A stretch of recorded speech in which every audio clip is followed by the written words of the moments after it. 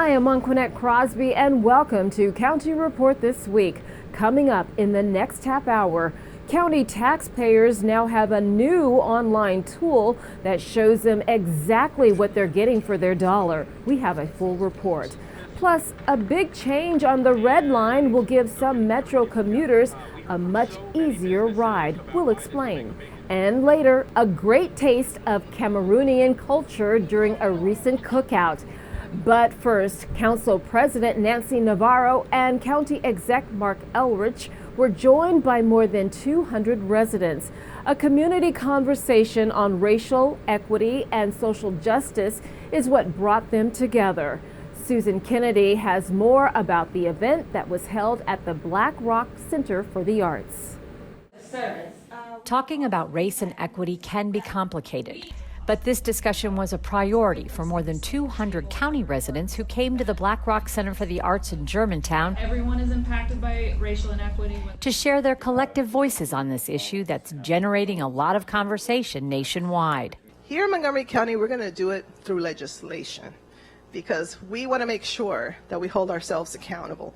Because remember, a policy can be changed anytime. It also depends on who's in office.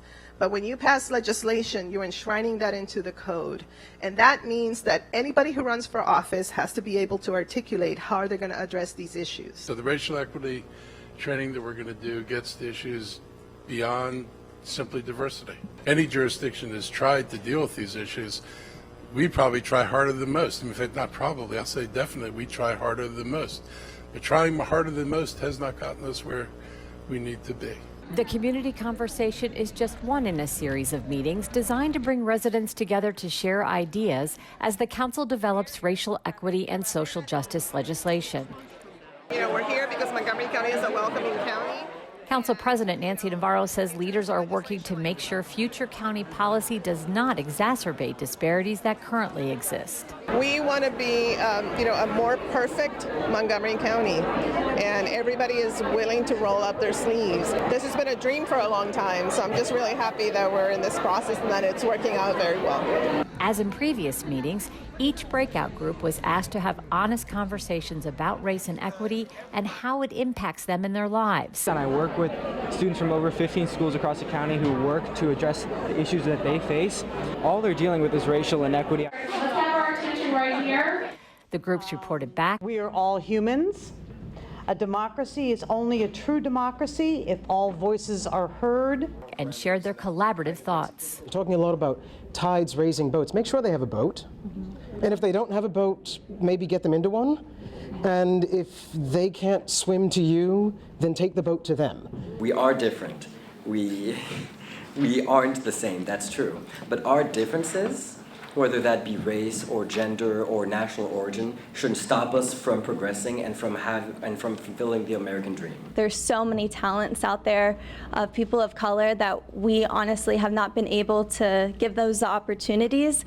And so we talked about experiences in the workplace where I'm sure that there's a lot of people of color that want those opportunities but haven't been had a chance to actually have those opportunities. It's a human rights issue for all of us. One of the other things that we talked about, one of our wonderful sisters here talked about immigration and how when you're here, this country talks about how it's proud of the diversity, the inclusion, but that's not necessarily the case, and that's the lie. Let me thank all of you for being here tonight.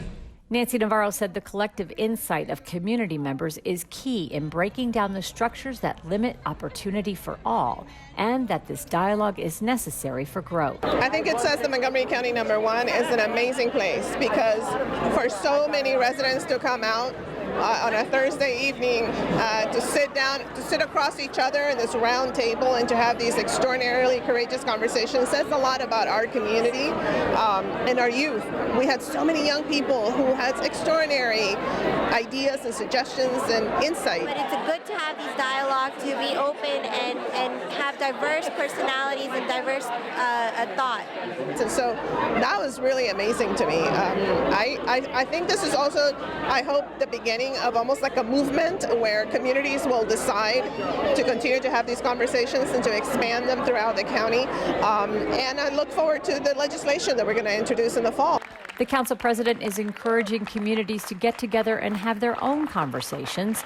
The county has provided a toolkit that's available online to help guide those discussions. For more information about the work the council is doing to create a racial equity and social justice policy and to access the toolkit, visit the website. Reporting from Germantown, I'm Susan Kennedy for County Report This Week. County property owners now have a new online tool. This tool will provide an itemized receipt. It will show you to the penny how your estimated local income and property taxes support budgeted services. Executive Marc Elrich unveiled the county's taxpayer receipt. It's an effort to try to be more transparent. I mean, normally if somebody says to me, what do you do with my tax dollars? We just give them a list of departments we spend money in. And it's not personal, and it doesn't really tell us what I'm doing with their tax dollars. This actually lets somebody say, if I earn this much money and I'm paying this much property tax, where did my money go? How are you using the money? And I think it'll give people a better idea and down to detail. I mean, you can actually look and see what's the county insurance, what's it cost, like for police and fire. And you see what you've paid in total, and you can start to relate how much of my total expenditure actually went to the specific services. This week, Executive Marc Elrich was the guest on the county's Spanish language radio show. He talked about a number of issues. They included the FY20 operating budget, MCPS funding, transportation, and hiring a new police chief. The executive is personally interviewing 4 candidates for the job, and then a panel of community members will weigh in. So I am in the process of interviewing the final 4 candidates. Yo personalmente estoy en el proceso de entrevistar a los últimos 4 candidatos. And there's a community panel made of representatives, different people from the community, who will also be looking at the candidates. Y habrá un panel comunitario compuesto de miembros y líderes de nuestra comunidad quienes podrán conversar, van a entrevistar o solamente a escuchar. To discuss. I mean, they're not only listening, but they're asking questions. Okay. Van a conversar y a tener la oportunidad de hacerle preguntas a los candidatos, a los 4 candidatos. And these folks will give me feedback, and that'll help shape the decision I make on who's going to be the next chief. But we have 4 very excellent candidates. You can watch the entire episode of this Al Dia show on the county's YouTube channel and on County Cable Montgomery. Forest Glen, Wheaton and Glenmont Metro riders will now have a more convenient commute. MyMC Media's Deidre Byrne has more on this story. The Grosvenor turnback of the western branch of the Red Line was ended in December, so it's only fair to end the Silver Spring turnback today as well. After 29 years, the Silver Spring turnback has officially ended. It's a win for the metro system, it's a win for riders, it's a win for the environment, and it's a win for the quality of life of thousands of residents of Forest Glen, Wheaton, and Glenmont. Before the change, the metro would stop every other Red Line train in Silver Spring and turn back to Washington, D.C. Now, the trains will travel all the way to Glenmont. Well, this is really a historic day for 11,000 riders who board every day at Wheaton, at Glenmont, and at Forest Glen. Every day since those stations have opened, they've been waiting twice as long for a train as the riders in Silver Spring and everybody farther south. And that's not fair. They pay full price, but they get half the service. Glenmont is my home station, and whether it was going to Catholic University for school or working on Capitol Hill, I've been the Red Line rider my whole life. And I always had to add that extra 30 to 45 minute pad just in case I caught the wrong train that didn't go all the way, or unfortunately we had a lot of service issues. The Washington Metropolitan Area Transit Authority voted in favor of ending the turnback after attending Councilmember Tom Hucker's town hall earlier this year. And this is a result of your actions, because I attended a hearing that Tom put together earlier this year in Silver Spring. You're all loud and clear that you wanted an end to the Silver Spring turnback. We really want to make sure everybody in this area knows they just got a big amenity that they didn't have yesterday, and they really should try Metro again, or they're going to be pleasantly surprised if they ride it every day. There's going to be trains coming much more often, and they'll be open with more seats available than they have been even going back the last 20 years. These changes are that all Metro Rail passes will now come with unlimited Metro bus rides at no additional cost. In addition, the unlimited regional bus pass will drop nearly 15% from $17.50 to $15 for a 7-day pass. We have made an historic investment in Metro, and it shows what happens when the region comes together to invest in transit. These are the kind of incremental steps that will get us to that point of saying, yes, we have absolutely reliable transit. And with progress like this, we can't turn back. Reporting in Wheaton, I'm Deirdre Byrne for County Report This Week. Coming up on County Report This Week, if we could travel into the future, what would the county look like in 2050? We'll hear what folks had to say during Thrive Week. And if you're a woman-owned business, there's a center that will help you get from startup to success. Those stories and more when we come back. Did you know there are more than 10,000 county government phone numbers? But there's only one number you need to remember for non-emergency calls, 311. MC311 is Montgomery County government's online telephone information system. Need information? Have a problem or complaint? Trying to locate a county government facility? Call 311. The call center is open Monday through Friday, 7 a.m. to 7 p.m. The website is available 24 hours a day, 7 days a week. Welcome back to County Report This Week. I'm Anqoinette Crosby. What does the future of Montgomery County look like to you? That's the question the Planning Department asked the community during Thrive Week. At one recent event, the community gave their ideas and vision for the county in 2050.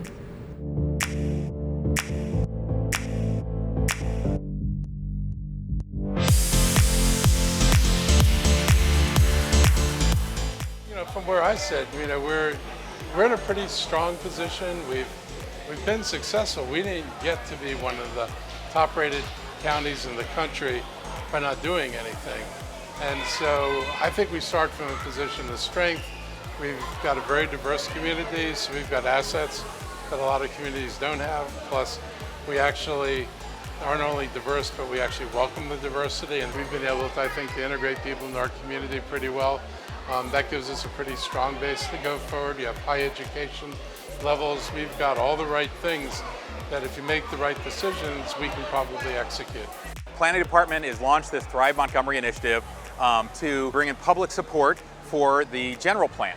We've been acting under this general plan we've already had for 50 years. Now we're going to plan out the next 50 years. And we don't want to do that on our own. We want to get a lot of public feedback to do that. So we want to get a lot of good input from people who live here, who have a vision for the county, who care about what the schools look like, what kind of green space we have, where our transit is located, so that they can help us shape the plans for the next 50 years. It's critical because we know that if you're not at the table, you're often on the menu. And we need everyone. We have 3 of the most diverse cities in the country here in Montgomery County, Silver Spring, we're in one right now, Germantown and Gaithersburg. We want to talk to everyone in those communities to hear what do they want to see as far as transit being more reliable, what do they want to see as far as safety, making sure that there's amenities in their community. So it's really important people engage because this is going to decide and lay the groundwork for future generations. So we're out here talking to people one-on-one and really hope that people engage in this process. It's about having community-driven planning so that the community that we live in is one that we shape together as part of a vision that we have for our future. Not every community believes in that as much as we do, but we're serious about it. So this exercise is a big one because we're trying to think about what's the next 50 years going to be like. What kind of community are we going to live in? How are we going to ensure that we have affordable housing and jobs? And what kind of community is going to attract investment and succeed? And, continue to lead by example. So think big and then tell us what you have in mind.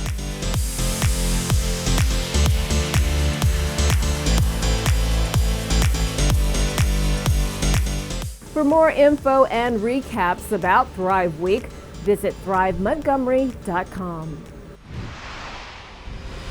Starting July 5th, 5 community rec centers will get extended hours. The County Rec Department is extending its Friday and Saturday hours to 11 p.m. The 5 rec centers are East County, Good Hope, Long Branch, Plumgar, and White Oak. For more info, go to mocorec.com. Their mission is to help women entrepreneurs build better businesses in the state. Rock 11's Craig Buchanan shines a spotlight on the Maryland Women's Business Center. Women now create businesses at more than twice the rate of men, but there are a lot of obstacles to starting a business. Thankfully, there's a women empowerment nonprofit that's headquartered in Rockville that can smooth out that bumpy road to success. The Maryland Women's Business Center has a mission to help start, sustain, and grow women-owned enterprises. Our vision is to be one of the regional leaders in supporting successful and innovative women entrepreneurs that will help strengthen Maryland's economy. The Maryland Women's Business Center offers specialized seminars and workshops, one-on-one and group business counseling, and access to a variety of business resources. We have a number of volunteers that will come in and provide expertise in whatever their area is. So it could be accounting, it could be an attorney that will come in and provide pro bono legal services. All of those things are available to clients through the Maryland Women's Business Center. Established back in November 2010 as the Rockville Women's Business Center, this nonprofit served as a special initiative by Rockville Economic Development Incorporated to help women business owners in Montgomery County. And it came out of a feasibility study that was done with Citibank. They saw there was a need for a resource that provided specific services to women entrepreneurs in the area, and there was none. 3 years later, they became a certified women's business center by the Small Business Administration. That brought a name change and the ability to expand their vital services across the state. In 2014, they were able to open satellite offices in both Frederick and Prince George's counties. By reaching more women entrepreneurs across the state, the center delivers a tremendous impact on Maryland's economy. What we have been able to do just in the 3 counties that we're currently occupying and providing services in is help 41 businesses get started. We were able to help them increase their sales by $1.9 million and to get access to capital, which amounted to $2.6 million. The Maryland Women's Business Center assists more than 1,500 women each year to gain the skills, connections, and confidence necessary to navigate entrepreneurship. But why stop there? The work that we have done has already proven that the impact that we're having is tremendous for the state of Maryland, and if we were able to get additional resources to expand into other counties, it would be that much more impactful. For more information about the Maryland Women's Business Center and to get assistance, head to marylandwbc.org. For County Report This Week, I'm Craig Buchanan. Coming up on County Report This Week, do you have new or gently used school supplies to donate? We'll tell you more about Drive for Supplies. And an organization scores a hole-in-one by giving golf lessons to kids. Stay with us. County Report This Week. We'll be right back.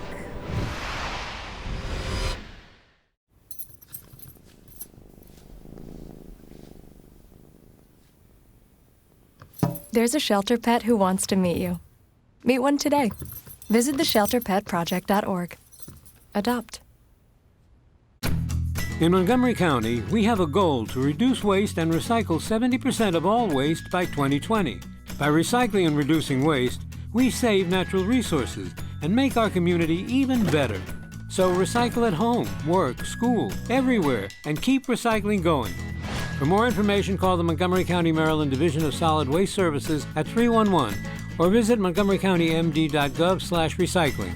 Keep it going. Recycle more now. Welcome back to County Report This Week. I'm Anqoinette Crosby. It's again time for Drive for Supplies. The event is on July 15th from 9 a.m. until 2 p.m. It'll be held at Argyle Middle School. Each summer, MCPS collects and distributes new and reusable supplies to international and local nonprofit groups. Students, teachers, and staff donate used but reusable school supplies at the end of the school year when they clean out their lockers, book bags, and desks. The program not only benefits children in need, but works to protect the environment by reusing items that would end up in landfills. Drive for Supplies is now in its 20th year. It has generated over 95 tons of school supplies. For more info or to donate, go to montgomeryschoolsmd.org. Summer is here, so it's the perfect time to get out and explore the great events and activities happening at your local parks and recreation centers. This July, during Park and Recreation Month, discover the wide range of activities and programs available in Montgomery parks. Throughout the month, share your adventures on social media using hashtag GameOnJuly and hashtag MocoParks. Montgomery Parks will be holding a weekly photo contest on Instagram. One photo will be chosen each week, and the winner will receive a prize package. Follow at Montgomery Parks on Facebook, Twitter, and Instagram. For more information and contest rules, the month-long celebration will conclude with free popsicle socials throughout the county, hosted by Montgomery Parks and Montgomery County Recreation. Visit montgomeryparks.org to find a location near you. A group of kids got to learn more about golf thanks to the Montgomery Housing Partnership. My MC Media's Jordan Lindsay has more. These kids are learning more about golf. Hopefully I make a hole-in-one. And it's all thanks to the Montgomery Housing Partnership. Today we have our annual golf classic, and what we do is we normally have this event so that we could raise funds for our community life programs. The community life program serves our residents that live at our apartment units. And with the Golf Classic, we are able to close some of the financial gap that we might have. It's kind of my first time. For many of our students, they're not exposed to different enrichment activities. Some of them wouldn't have a summer camps to go to if we didn't have the Golf Classic to support that. Some of them will never have the experience of going to the pool or coming to a golf clinic such as this, where they're able to interact with others, learn how to play golf, and even see if they are able to play golf. To be honest, I really don't have an idea.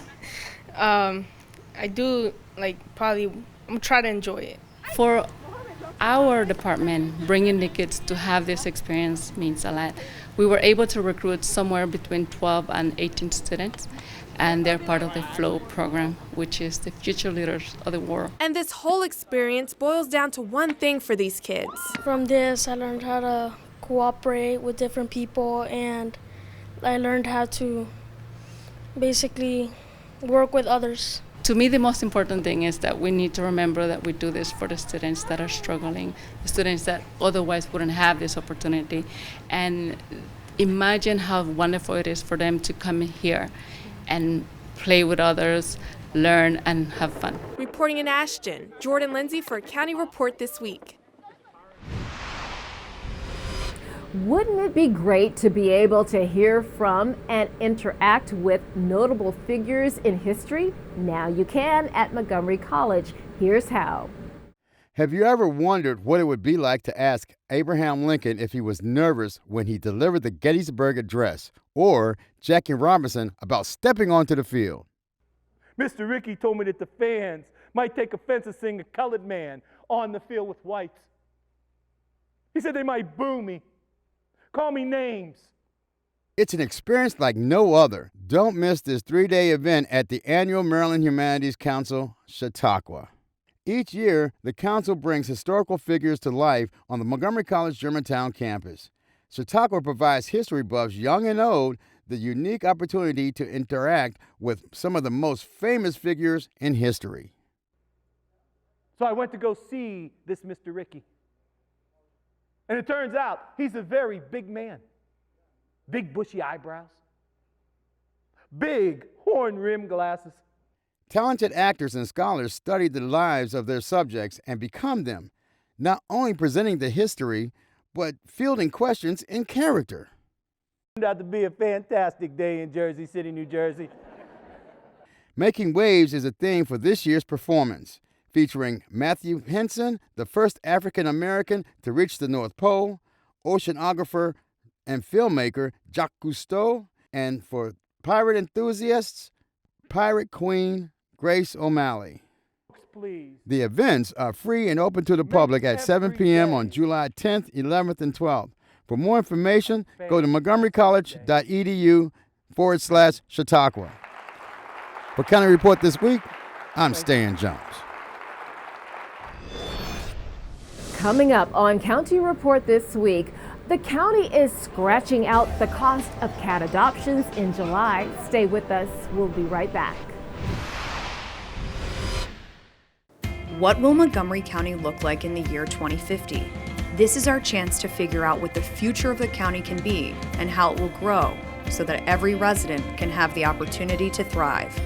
Montgomery County can be a place where we invest equitably in our communities to make them vibrant and safe for all ages and incomes to work, live, and play. Together we can set a vision for the infrastructure that connects our residents and creates a roadmap for a more sustainable, responsible, and prosperous county. Let's plan our future together.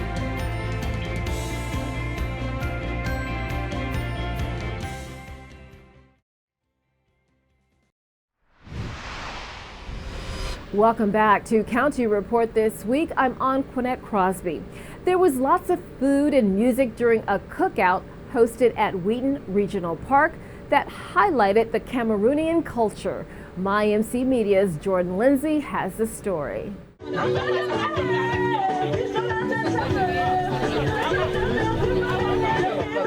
Kissa, Kimbene, Kimbene, Kissa, Kimbene, Kimbene, Lassa, Lamoko, Lamoko, Lassa, Lamoko. Now, I'm giving them the greeting in the native language, mostly for the organization, for the community. When you say Kissa, you mean the voice of Banswa, we people of Banswa. Then they answer, the peace be with you. The Banswa community of the United States hosted their very first cookout at Wheaton Regional Park. This community began because of the wisdom of our chief in Banswa in Cameroon. Banswa is located in the western region of Cameroon in Africa. Banswa is a small village among the Ngemba community, big community in Cameroon. Those are the people who speak the same language. And we have the opportunity also to have that community here that they call Ngemba, and our language in there is Banswa. We want to be well known because through certain invitees we could connect to some of our members who are not yet aware of the existence of our association. At cookouts, you get to eat and stuff, and you get to play games outside. Whenever you have something joyful, we are together. Any difficulties, situation, we are also together. With lots of food, music, and fun activities for kids, as you can see, it was a good time. I learned beans, and the other language is Ba. We are very proud because we were not even expecting this number. Reporting in Silver Spring, Jordan Lindsay for County Report This Week. You can adopt a cat for free until the end of July. The county's Animal Services and Adoption Center are taking part in the Maryland 2000 campaign. That means all adoptions may take place at the Adoption Center or any participating shelter. You'll help save the lives of thousands of cats. We hope you consider coming out and adopting a new feline family member. To see what furry friends are available for adoption, go to montgomerycountymd.gov/ASD. With that, we close this edition of County Report This Week. Remember to like us on Facebook and to join us again at this time every week for a look at what's going on inside Montgomery County. I'm Anqoinette Crosby. Thank you for watching.